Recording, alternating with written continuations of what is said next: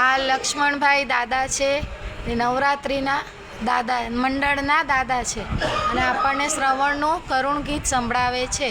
સાંભળજો બધા. દશરથ રાજા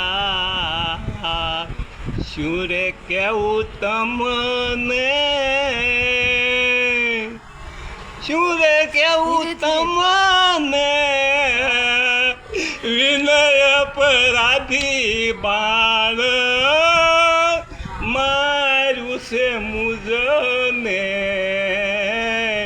દશરથ રાજા શું રે કેવું તમને, શું રે કેવું તમને, વિનય અપરાધી બાણ મારું છે મુજને.